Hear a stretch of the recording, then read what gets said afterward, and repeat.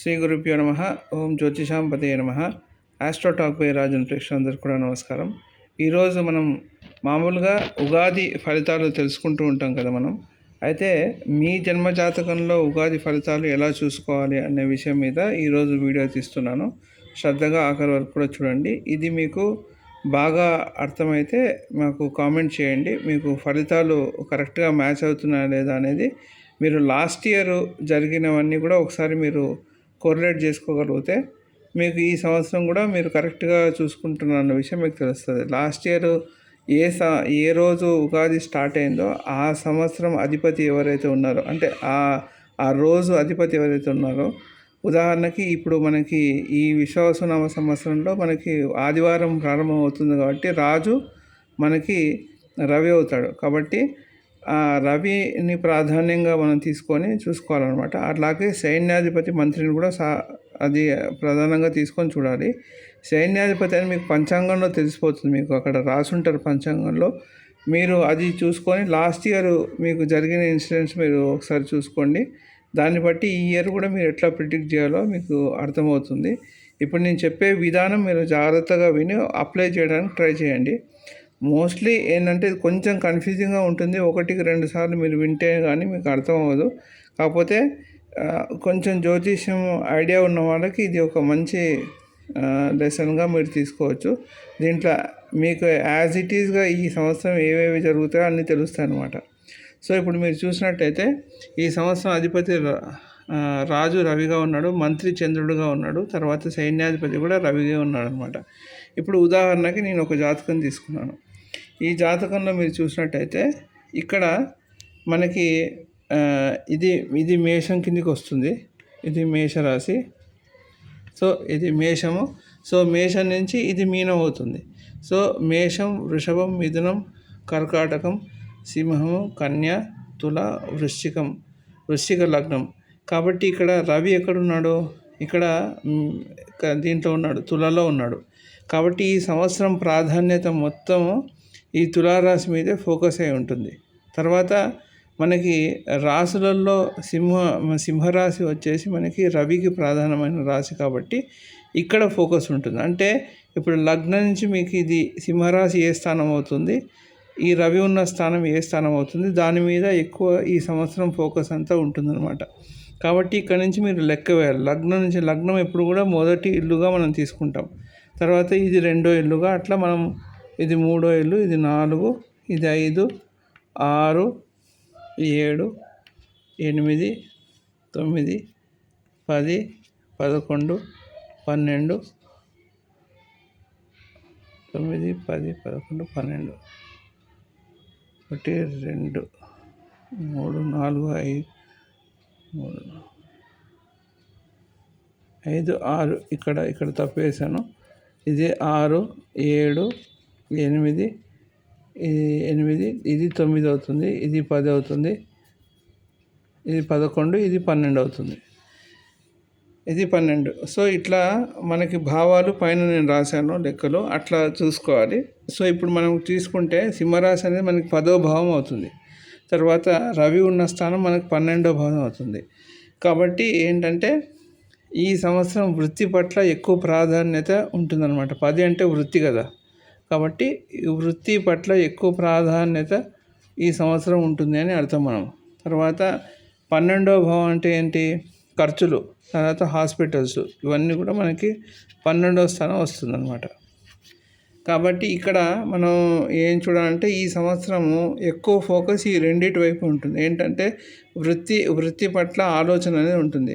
So కొత్తగా ఏమైనా అవకాశాలు వస్తాయా, లేకుంటే మనకి ఏంటి, ఎలా ఉంటుంది, వృత్తిలో ఎదుగుదల ఉంటుందా లేదా అనేది ముఖ్యంగా ఈ సంవత్సరం ఫోకస్ పాయింట్ ఉంటుంది. అయితే 10వ స్థానాధిపతి నీచంలో ఉండడం వల్ల ఈ సంవత్సరం వృత్తిలో కొద్దిగా అంత అనుకూలత అనేది కనిపించడం లేదు.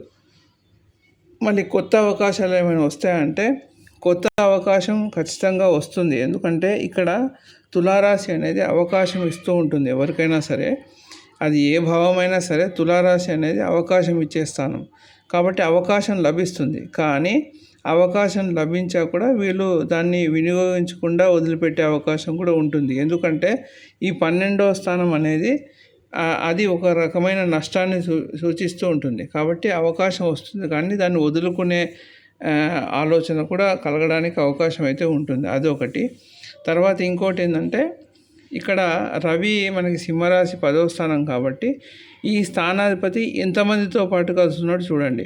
అయితే 1, 2, 3 ముగ్గురు గ్రహాలతో కలుస్తున్నాడు. అంటే 3 గ్రహాలు శుక్రుడు, శని, తర్వాత గురువు 3 గ్రహాలతో పాటు కలుస్తున్నాడు. కాబట్టి ఈ సంవత్సరము దాదాపుగా ఒక 3 అవకాశాలు అనేది ఈ జాతకుడికి లభించే అవకాశం ఉంది. కానీ ఈ 3 అవకాశాల్లో ఎక్కడ కూడా స్కిప్ కాకుండా, అంటే ఏ అవకాశాన్ని కూడా వదిలిపెట్టుకోకుండా తీసుకున్నట్టయితే అది మంచి ఎదుగుదలను ఇస్తుంది. కాబట్టి దీంట్లో ఏదైనా ఒక అవకాశమైనా స్కిప్ చేసుకోకుండా చూసుకోవాలి. ఖచ్చితంగా 3 అవకాశాలు అయితే వస్తాయన్నమాట.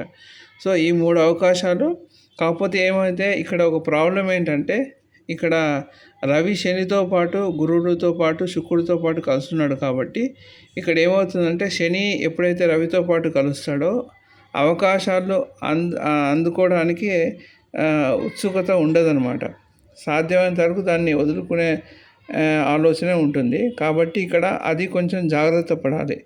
అవకాశం వదిలిపెట్టుకోకుండా దాన్ని చేపట్టుకునే ప్రయత్నాలు చేస్తూ ఉండాలన్నమాట. సో ఇది మెయిన్గా మనం ఈ ఇయర్లో మనం చూసేది. అయితే ఇంకా ఇవి తప్ప వేరేమీ మెయిన్గా ప్రధానంగా ఏమీ జరగవా అంటే, ఇక్కడ మనం చూసుకోవాలంటే ఎప్పుడే కానీ మనకి ఇప్పుడు మంత్రిని తీసుకోమని చెప్పండి ఇక్కడ. సో మంత్రి చంద్రుడు ఉన్నాడు. సో చంద్రుడు ఇక్కడ ఇతని జాతకంలో కేతువుతో పాటు కలుస్తున్నాడు. కాబట్టి మంత్రి అనేది ఆలోచన, అంటే రవి వచ్చి మనకి ఇలా చెయ్యాలని ఒక ఆలోచన కలుగజేస్తాడు. మంత్రి సలహాదారుడు. కాబట్టి ఇప్పుడు సలహాదారుడు ఇక్కడ చంద్రుడు అయ్యాడు. కాబట్టి ఇక్కడ ఎవరి సలహాలు తీసుకోకుండా ఉండడమే ఉత్తమం. ఎందుకంటే ఇక్కడ సలహాదారు చంద్రుడు అయినప్పుడు చంద్రుడు క్షీణచంద్రుడు, వృద్ధిచంద్రుడు ఉంటాడు. కాబట్టి ఇక్కడ సలహాలు తీసుకోకుండా ఉండడం ఉత్తమం. అది కూడా ఇక్కడ గ్రహణగ్రస్తుడై ఉన్నాడు చంద్రుడు. కాబట్టి ఇది అసలు మంచిది కాదు. కాబట్టి ఇదొకటి. తర్వాత సైన్యాధిపతి కూడా రవి ఉన్నాడు. సో కాబట్టి ఇప్పుడు రవి అనేది ఆలోచన రవి ఇస్తున్నాడు, సైన్యాధిపతి కూడా రవి అవుతున్నాడు. కాబట్టి ఇప్పుడు వాళ్ళు చేసే ఆలోచన తర్వాత ఇంప్లిమెంటేషన్ 2 కూడా దెబ్బతినే అవకాశం ఉంది ఇక్కడ ఈ జాతకుడికి. ఎందుకంటే ఇక్కడ రవి నీచపడ్డాడు ఇక్కడ. కాబట్టి రవి నీచపడడం వల్ల ఏమవుతుందంటే ఆలోచన ఆచరణ అనేది కొద్దిగా విభేదించే అవకాశం ఉంటుంది. మొదటిగా మనకి చేయాలనే ఆలోచన వస్తుంది, కానీ తర్వాత వాళ్ళు డ్రాప్ అవుతారు అన్నమాట. సో ఇలా జరగడానికి అవకాశం ఉంటుంది. కాబట్టి జాగ్రత్త తీసుకోవడం చాలా అవసరం. అయితే దీనికి పరిహారంగా ఏం చేసుకోవాలి ఇలాంటి జాతకుడికి, అది నేను తర్వాత చెప్తాను. అయితే ఇంకా వేరే ఈవెంట్స్ ఏదైనా హానికరమైన ఇన్సిడెంట్స్ ఏమైనా జరగడానికి అవకాశం ఉంటుందా అనేది ముఖ్యంగా మనం ఏంటంటే, ఒక సంవత్సరంలో మనకు ముఖ్యంగా ఏదైనా ముఖ్యమైన దుర్ఘటనలు కానీ, లేకుంటే ఏదైనా వినడం కానీ, లేకుంటే ఏదైనా జరగకూడని ఏదైనా జరుగుతాయనే దాన్ని కూడా మనం చూసుకోవాల్సి వస్తుంది. ఇక్కడ మనం చూసుకున్నట్టయితే ఇక్కడ చంద్రుడు కేతుతో పాటు కలుస్తున్నాడు మెయిన్గా. సో అమ్మ అనారోగ్యం అయ్యే అవకాశం ఉంటుంది ఈ సంవత్సరం. హెల్త్ రిలేటెడ్ ఇష్యూస్ అంటే అమ్మ వరుస వాళ్ళు ఎవరైనా కూడా అనారోగ్యం పాలయ్యే అవకాశం ఉంటుంది మెయిన్గా. ఎందుకంటే ఇక్కడ కేతు ఉన్నాడు కాబట్టి అమ్మ ఒక్కటే తీసుకోవడానికి లేడు. అమ్మకి సమానంగా అంటే పెద్దమ్మ కావచ్చు, పిన్నమ్మ కావచ్చు, ఎవరైనా వాళ్ళు కూడా సిక్ అవ్వడానికి అవకాశం ఉంటుంది. అది ఒకటి. తర్వాత ఏంటంటే ఇక్కడ మనము రవి ఇక్కడ శనితో పాటు కలుస్తున్నాడు. అంటే 3వ స్థానాధిపతి అవుతాడు వృశ్చిక లగ్నానికి. 2వ స్థానం గురువు, 3వ స్థానం శని అవుతాడు, తర్వాత 4వ స్థానం కూడా శని అవుతాడు. కాబట్టి ఈ స్థానాలకి సంబంధించినది ఇక్కడ శని రవితో పాటు కలుస్తున్నాడు. కాబట్టి ఈ స్థానాలకు సంబంధించిన కూడా మేజర్ ఈవెంట్స్ జరగడానికి అవకాశం ఉంటుంది. ఎందుకంటే ఇక్కడ రవి శనితో పాటు కలుస్తున్నాడు కాబట్టి వీటిల్లో మార్పు, అంటే వీటిలో ముఖ్యమైన పాత్ర వహిస్తున్నాడు ఇక్కడ. అంతేకాకుండా సప్తమాధిపతి అయిన శుక్రుడు, వ్యయాధిపతి అయిన శుక్రుడితో పాటు కూడా కలుస్తున్నాడు అతను.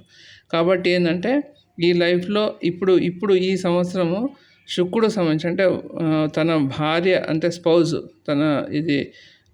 తన స్పౌజ్ విషయంలో కూడా మార్పులు జరగడానికి అవకాశం ఉంటుంది. అంటే వాళ్ళకి ఏదైనా హెల్త్ రిలేటెడ్ ఇష్యూస్, ఎందుకంటే సప్తమాధిపతి వ్యయంలో పడ్డాడు కాబట్టి తన స్పౌజ్‌కి తన లైఫ్ పార్ట్నర్ కూడా ఏమైనా హెల్త్ ఇష్యూస్ రావడానికి అవకాశం ఉంటుంది.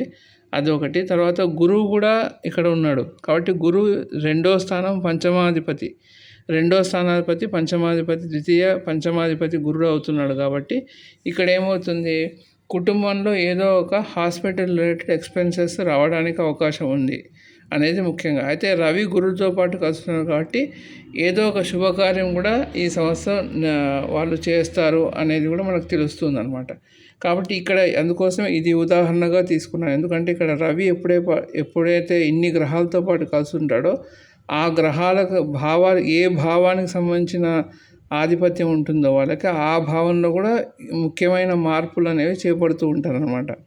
సో అందుకోసం ఇక్కడ శని 3, 4 అధిపతులు ఆయన, శుక్రుడు సప్తమ వ్యయాధిపతి ఆయన, తర్వాత గురుడు వచ్చి ద్వితీయము, తర్వాత పంచమం. కాబట్టి వీటన్నిటి మీద అనేది కొంచెం మార్పులు అనేవి చేపడుతూ ఉంటారు. కాబట్టి ఇక్కడ రవి నీచంలో ఉన్నాడు కాబట్టి కొద్దిగా మార్పులు అంత పాజిటివ్గా ఉండవు, నార్మల్గా ఉంటాయి అన్నమాట. సో అది ముఖ్యంగా మనం చూసుకోవాల్సింది. సో మనము ఇప్పుడు మీకు ఇది అర్థమైంది అనుకుంటున్నాను. ఒకవేళ అర్థం కాకపోతే 1కి 2 సార్లు చూసేసి మీరు అనలైజ్ చేసుకోండి. ఎందుకంటే ఇది ఒక లెసన్ లాగా చెప్తున్నాను. యాక్చువల్గా ఇయర్లీ ప్రిడిక్షన్స్ అనేది ఇట్లనే చూసుకోవాలి. మనం ఉగాది పంచాంగం మనం వినేది అది జనరలైజ్డ్గా మనం వినేది, కానీ ఇది పర్సనల్గా మనం చూసుకునేది ఇలా చూసుకోవాలన్నమాట. ఓకే, ఇంతవరకు ఎవరైతే ఛానల్ సబ్స్క్రైబ్ చేయలేదో వాళ్ళు సబ్స్క్రైబ్ చేయండి, లైక్ కూడా చేయండి, షేర్ కూడా చేయండి. నమస్కారం.